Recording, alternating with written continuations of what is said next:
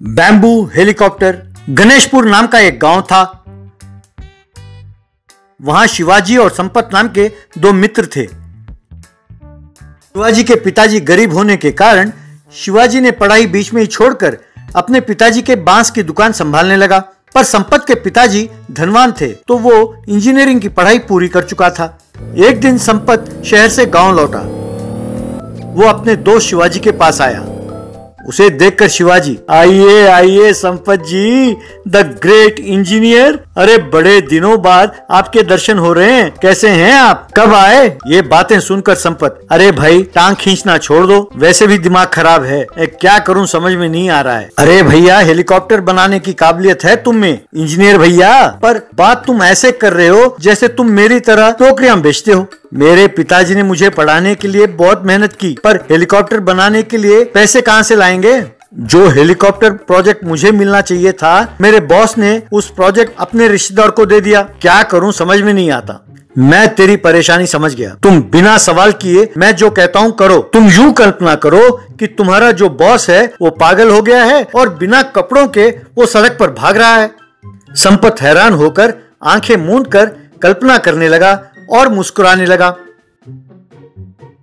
शुक्र है तुम मुस्कुराए तो सही। अब जब मन दुखी हो तो सारे सवालों का जवाब ढूंढना मुश्किल हो जाता है। मन शांत हो तभी नए नए सोच पैदा होते हैं। मेरे दोस्त की हमेशा जीत होनी चाहिए, यूं दुखी नहीं होना चाहिए। वो कहते हैं ना, क्या वो टॉयलेट या पायलट प्रोजेक्ट, उसके तहत हेलीकॉप्टर लोहे का ना होकर बांस का बनाओ और अपने खड़ूस बॉस को दिखाओ, तब उसको अकल आएगी। तुम्हें कितना बांस चाहिए कहो, मैं जंगल से मंगवाता हूँ। संपत मान गया।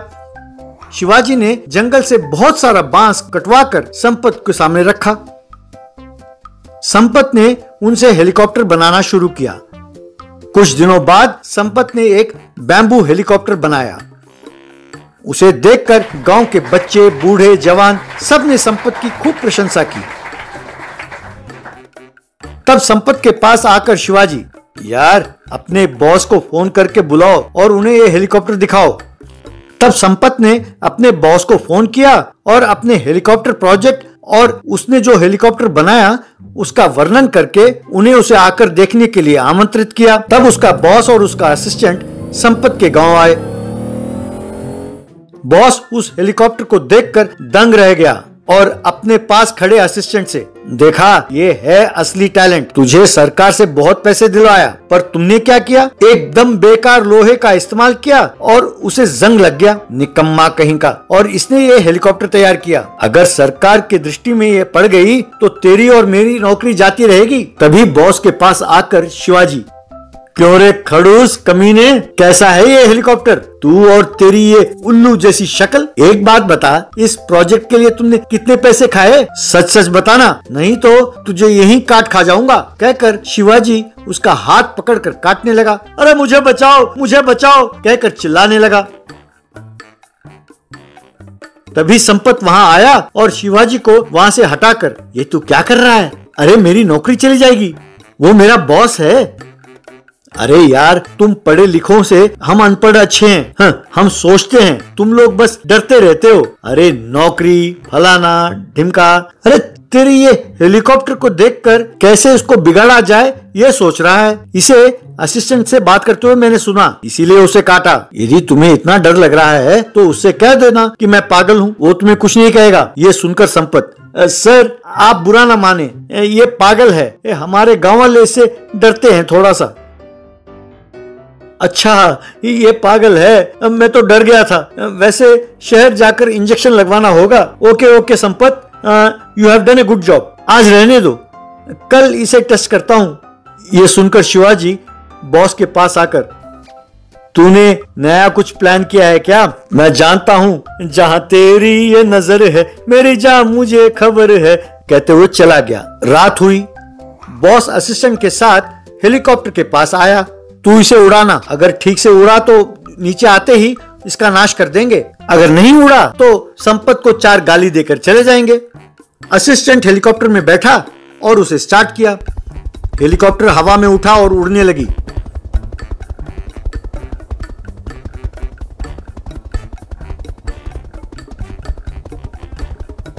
तब तब असिस्टेंट ने बॉस को फोन किया और सर, ये बढ़िया काम कर रहा है, मैं इसे यहीं बिगाड़ कर पैराशूट से कूद जाऊं क्या? नहीं नहीं, उसे नीचे लाओ, फिर उसका नाश करते हैं, वरना हम पर लोग शक करेंगे। उसे जल्दी नीचे उतारो। तभी शिवाजी वहां पहुंचा बॉस के पास। बॉस जी, हेलीकॉप्टर उड़ा रहे हैं क्या?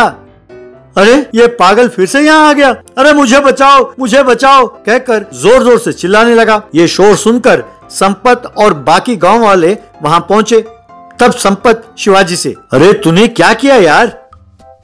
कुछ नहीं, तेरा बॉस तेरे हेलीकॉप्टर का नाश करना चाहता था। अब हेलीकॉप्टर के उतरते ही उसका नाश किया तो मैं इसे भून कर खा जाऊंगा। तुम्हें कुछ करना हो तो अभी करो। संपत अपने बॉस से, सर, इस पागल को हेलीकॉप्टर से प्यार है सर, उसे कोई कुछ करेगा तो ये उसे छोड़ेगा नहीं, पता नहीं क्या कर डाले। आप जल्दी से अपना फैसला सुना दीजिए सर। संपत, पता नहीं ये पागल कौन है, पर मुझ पर इसकी नजर है। तुम्हारा ये प्रोजेक्ट बहुत बढ़िया है, मैं अभी जा रहा हूँ। ये बहुत बढ़िया काम कर रहा है प्रोटोटाइप हेलीकॉप्टर। मैं ऑफिस पहुंचकर तुम्हारे बारे में और तुम्हारे इस बैम्बू हेलीकॉप्टर के बारे में सरकार से सिफारिश करूंगा कहकर बॉस और उसका असिस्टेंट शहर लौट गए। तब संपत और शिवाजी गले लग गए। Bullock cart plane. हिमालय में एक आश्रम में एक जादूगर के पास कुछ विद्यार्थी जादू विद्या सीख रहे थे। पहले वो जादूगर ओम हीम क्रीम भीम कहकर हाथ हिलाते ही हाथ में एक कबूतर प्रकट हुआ।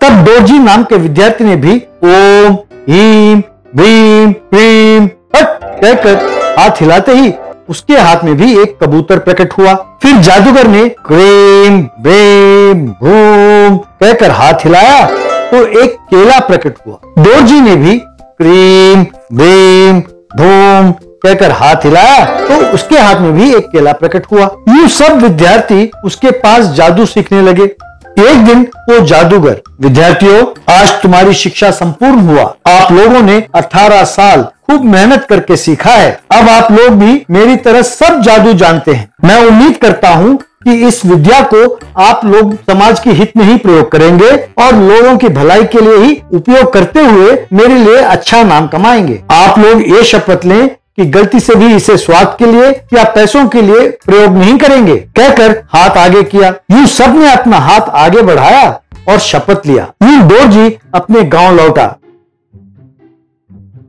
इतने सालों बाद उसे लौटे देखकर माँ बाप और उसके छोटे भाई सब खुश हुए। उसके छोटे भाई का नाम था डोंगरे। मुझे माफ करें, मैं जिंदगी में कुछ हासिल करने के लिए घर छोड़कर चला गया था। शहर में एक सज्जन के घर में रहकर मेहनत करके पढ़ाई की, वहीं मुझे एक छोटी सी नौकरी भी मिली। एक दिन वो अपने बैलगाड़ी पर रेलवे स्टेशन पहुंचा। जादू सीखकर खूब पैसे कमाऊंगा ऐसा सोचकर 18 साल मेहनत किया, पर हमारे गुरुजी कहते हैं कि इसे स्वार्थ के लिए प्रयोग ना करो। कोई भी विद्या पैसे कमाने के लिए ही तो सीखते हैं। मेरे पिताजी ने इस बैलगाड़ी को जिंदगी भर चलाया पर 1 रुपया भी नहीं कमाया। अब कोई लाभ नहीं, मुझे अपना काम शुरू कर देना चाहिए, ऐसा उसने सोचा। तभी एक व्यक्ति वहां आकर, बेटा गांव चलोगे? कितना लोगे? अपने जादुई शक्ति से दोरजी ने जान लिया कि वो कौन है। आइए आइए बैठिए, मैं जानता हूं कि आप हीरे के व्यापारी हैं और हमारे गांव में हीरे डिलीवरी करने आए हैं। ये सोचकर कि बैलगाड़ी में जाएंगे तो किसी को शक नहीं होगा आप मेरे पास आए हैं। आपके हाथों में हीरे के बक्से हैं ना? आप चिंता ना करें, आइए आइए, आप निश्चिंत होकर बैठिए। अरे वाह, तुम तो बहुत होशियार हो, सब यूं बता रहे हो जैसे देखा हो। चलो चलो, तुम्हें ज्यादा पैसे दूंगा, तुम मुझे अच्छे लगे। थोड़ी दूर जाने के बाद दोरजी ओम भीम क्रीम कहते ही बैलगाड़ी हवा में उठी और उड़ने लगी। ये देखकर हीरों का व्यापारी डर कर, अरे बाप रे, ये क्या, ये हवा में क्यों उड़ रही है? भाई मुझे डर लग रहा है, उतारो इसे, नीचे उतारो भाई कहकर चिल्लाने लगा। क्यों, तुम मुझे नहीं जानते? जान प्यारी हो तो हीरे वहां रख दो, वरना नीचे धकेल कर मार डालूंगा।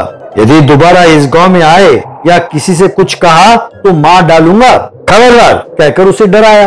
वो डर के मारे बक्से को गाड़ी में ही रख दिया। दोबारा मंत्र पढ़ा तो वो गाड़ी जमीन पर उतरी। बाद में हीरे का व्यापारी जान बचाकर वहां से भाग गया। उस दिन से लोगों को चढ़ाकर हवा में उड़ाकर उन्हें डराकर पैसे लूटने लगा। उन पैसों से दारू पीना, जुआ खेलना और अय्याशी करने लगा।